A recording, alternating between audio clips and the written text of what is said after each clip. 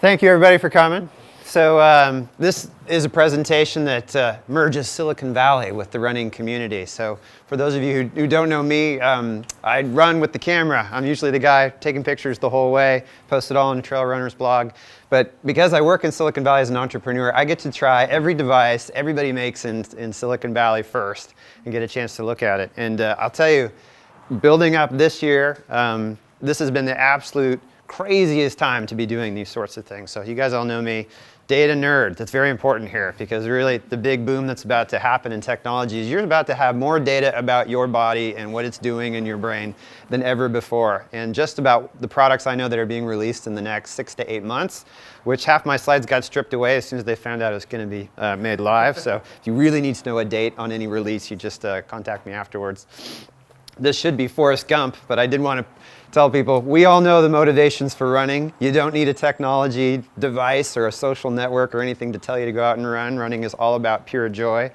But this gold rush era that's about to happen, you know, the gold now is data. Knowledge that you can get about yourself, what's happening in your body, the ability to share that with others in a way that motivates you to get out and run. That's where technology is coming in. So if the technology can help you get motivated, learn a little bit more about what you're doing, maybe optimize your training a bit, that's where it's going to be fun. And some of the things that are coming out, sensors and new tracking devices, new display and analysis, you got Google Glass, some other things there as well. There's new ways to augment your training, whether that's with new recovery techniques, new resting techniques, a number of different things. And then some new core technology, which is really products that'll be here 3 or 4 years from now. But I'm going to run through a bunch of these really quickly just to give you a snapshot of what's coming. And of course, just try not to overdo it. Like, you don't want to end up with, like, you know, I call this the full Borg. I'm sure you've seen some of these folks out on the trails and stuff like that. They've got the eye scope and the antenna coming off. And yeah, don't lose the essence of running somewhere in this as you collect your data. So let me talk about some of these products. Are you guys all familiar with it? How many of you have some pedometer or GPS monitoring device of some sort? Yeah, it's pretty common these days. 43 million are going to be shipped this year. I mean, that's actually up 100% just in the last 18 months. They're looking at 170 million a year by 2017. Sure. Oh, okay. Yeah, so it's not so much that this, you know, I'm sure a year ago you were like, oh yeah, it's kind of a fad. There's a couple fuel bands out. Like, no, everyone is going to have these. This will be like half the population within the US or more, tracking their dogs, tracking themselves walking, tracking themselves running. But the devices are going to change actually rather quickly in the next 6 months. In particular, the new approved and invented LED sensors and skin sensors that are coming out. So the fuel band, the jawbone, a lot of these are now going to have an LED light that shines directly into your skin to pick up things like your heart rate, to track your skin temperature, perspiration, a number of other things, and all of that's going to be pulled in as well. So the next release that you'll see, most likely before Christmas for a lot of these, is going to have these devices, and it's really going to start to get crazy. But not quite as crazy as tracking your brainwaves. This is a new product that's coming out.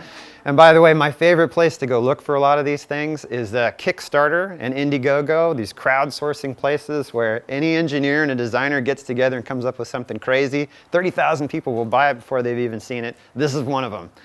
Tracks brainwaves, tells you your mood, what your stress level is, whether you're concentrating or not, and it can actually be used as a controller as well. So like in your bad mood, it could change your song, you know, or something like that. But I like to think about it as, by itself, probably a little strange, but in combination with a lot of other things, it might actually help you find things out. When your hydration level is low or your heart rate's elevated, it changes your mood in a different way. So you'll find out the common theme in a lot of this is combine that data with other things, and you'll see. This is one of my favorites, the smart socks. One of the new fads that's coming out is the sensors are actually woven directly into the material. So this is a pair of socks. So this picture, you can't really see it. This is a footprint that's showing exactly whether you're heel striking or toe striking and whether it's left or right based. So if you've ever wanted to know, you don't have to use the mirror and the treadmill anymore. You can actually get this from Sensoria. But this is a common theme that you're going to see. Instead of having an external device that you strap on to monitor things, the sensors are going to be woven directly into the material itself. Ohm Signal is making a biometric shirt, for example. It just feels like a shirt. There's no weird bumps or wires or anything into it. but it senses your heart rate, your breathing levels, your stress levels, perspiration levels, a number of other things. It's designed into a fabric that's supposed to be worn all day long. And so this will be coming out mid-2014. Google Glass, since I know you guys are all from the Bay Area, you know all about Google Glass. The thing I love about Google Glass is that it's one of the few products that's coming out that has a development platform. So what's going to happen is it'll be released and there'll be 2,000 applications that come with it. So every niche thing that you might need for running, there's probably going to be about 10 different apps for it. Rumor has it, that's what I'm hearing in the Valley, is the new glass development kit's going to be released in October. And when they release that, there's a whole bunch of folks, including certain companies, Nike and Strava, I believe, are working on applications that will be released in late October. So this will be a heads-up display that will tell you how well you're doing versus others, how far you've gone, turn-by-turn directions, a number of other things. So pretty exciting times for a device that's likely going to be $299 come Christmas. So everyone will have one. What I like about the heads-up display is you're going to find them everywhere. This one I like. I just finished up the Ironman Lake Tahoe this Sunday, and for a runner, the swimming is by far the hardest part, and I cannot count laps to save my life. So I'm actually just glad there's going to be a heads-up display that tells me you're taking this many strokes and this many laps. This one I think I'd actually use. But there's also other vendors for other sports. There's one specifically for mountain biking now. You can get the Oakley heads-up display, and they're really kind of fun because you don't see them right away. But then all of a sudden, you just turn just enough to the side of your eye, and it looks like a full screen. It'll tell you the temperature outside and where you are on the run and where your friends are, a whole bunch of different things. So that real-time information is now creeping into your vision. This is a visor-based display. I wish this picture was a little bit better, but what she's actually doing is pressing the side of her visor, and it's basically giving the equivalent of a heads-up display just for a flash right up in front of her, saying what her heart rate is, how far she's been running. And so it just flashes up for about 2 or 3 seconds. So it's built right into the visor, and it's still not that heavy. It's a pretty cheap sensor. So that one's going to be out starting in Q1 of next year. So lots. The Apple iWatch. I was going to bring one so you could all see it. No, just kidding. Still not officially announced, but for those of us who track the supply chains, it looks like they're going to make about 65 million of these things to be shipped in 2014. Probably going to have it ready for the holiday season. We're not really sure. But the whole idea is that you keep the phone in your pocket. It's actually a touch-sensitive screen. And so what's going to appear on your phone is you get a phone call, everything you need is going to be right there. If something, you hit a mile marker, you can change things, you can do things right there. So the phone will just always be something that stays in your pocket. You'll never have to pull it out. You'll be able to use the iWatch. And since they've shipped 700 million of those, they're expecting that they're going to ship 65 million right out of the gate, which would be, the equivalent of the first 3 years of sales of the iPod. Like, that's how fast they are putting these devices out. So it's going to happen. It's definitely going to happen. More body analysis that you can get if you haven't tried these. 23andMe genetic analysis. So if you spit in a little tube and then send it to 23andMe, they'll actually tell you your athletic and health predispositions, whether you're genetically geared to be a sprinter or a long distance person, whether there's certain health issues or iron deficiencies that you genetically might be predisposed to. Again, sort of interesting by itself, but when you blend it with everything else, it becomes pretty fun. This one has been an eye-opener for me. Blood analysis. Most of us have only done blood analysis when we have to go into the hospital and you get the Chem 7. Which is usually not a good thing because you're there because you crashed or you're about to have a kid or something like that. But now there's a service that you can get called Inside Tracker for about $150 that's purely based for athletes. And so they're doing the full blood analysis, particularly looking at things like iron deficiencies and signs of overtraining. So I've had this signs of overtraining one pop up a couple of times, just sending it to them on a bi-weekly basis. And it generally is my blood is telling me long before I'm feeling the effects. So it's nice to have that precursor. Has anyone seen an Altra G treadmill? Yeah, these things are actually starting to be pretty common now. But it's great. It's a huge bubble. You get these shorts on, and then you dial in how much gravity you want. So you can run on Mars, you can run on Jupiter. Supports up to 70% of your weight with air. So I found out that I can run a 4-minute mile if I only weighed 63 pounds. Now, most people aren't using it to run a 4-minute mile. They're using it to train through certain injuries. Alberto Salazar is using it in a really fascinating way with his team, which is he's trying to get you to stretch to your goal pace. One of the weekly workouts is to have you run that goal pace, but at 95% of your weight. And so it's essentially, that's what your weight will be at on race day. But let's have you run that pace so that your body can get used to that stride length and all of those different things. But Mo Farah, Galen Rupp, all those guys have weekly sessions with the Altra G. By the way, when I first went in one of these things, it was $150,000. Now you can get one for $33,000, I believe. So not quite home use, but we're getting close. This one I think is one of the most fascinating ones to come out of Silicon Valley that hardly anyone knows about, which is near instant core cooling. There's a team at Stanford that accidentally figured out, this always seems to be the case. I don't know what they were experimenting on the athletes with, but when they figured this out, but it turns out that there are certain veins, capillaries that are in your system that act as radiators, and particularly on the palms of your hand. That's where the heat is dissipating, and that's their core purpose, is actually dissipate this heat. Now, putting ice on it doesn't actually help because it closes those capillaries. But if you put a vacuum on it, and that's what this glove looks like, this is a special vacuum that pulls it out at a certain rate, you can have your core temp back to normal in as little as 8 minutes. Now, it sounds a little strange unless you're running Western States and you're like, yes, or Badwater or one of those really extreme races. Like, yes, core temp in 8 minutes would be fantastic. But when I've watched some folks who've done this, what ends up happening is every set you can do the same amount of reps. It's the weirdest thing, because what you don't realize is when you get tired in that second rep and that third, or the second set and the third set, it's actually your body responding to the fact that your core is heating up, and it's telling your body like, no, no, no, you can't do as many, you can't do as many. So if you put your hand in the glove, say you do 50 push-ups, well, this is the way I did it, was to do 40 push-ups, you put your hand in the glove, the second set, you do 42. Put your hand in the glove, the third set, you do 45. Put your hand in the glove, then you do 40. You put your hand in the glove, you just keep doing 40 and 40 and 40. And you wake up the next morning feeling like you've been hit by a truck. But the adaptation is incredible. I mean, it's just amazing how fast it comes. So not only is it helpful in terms of if you really are running in hot circumstances, but the ability to do a short amount of workouts with the maximum adaptation that you have. And he's already got this down to a home unit, you know, something that you can carry around about the size of a suitcase. So I think this one's going to really change the game when it comes out. I'm not really sure when it is. Has anybody run a race and had one of these things climb up on you yet? Yeah, oh my God.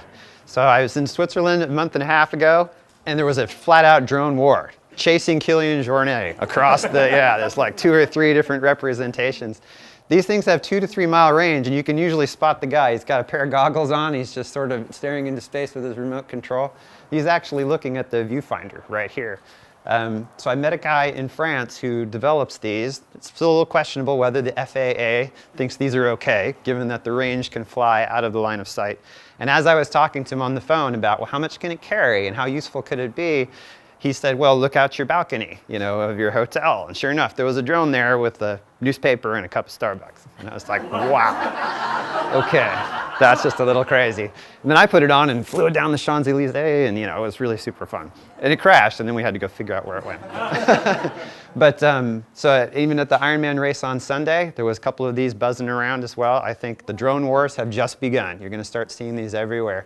And are they used as cameras? Are they used as crew to help you out? Or can they, you know, get your keys to you if you drop them somewhere? I mean, it could be a lot of different things, but one thing for sure is that crazy guy was willing to sell me one for $1,100 with a 3 mile range, so I'm pretty sure every maker and hobbyist is going to have it.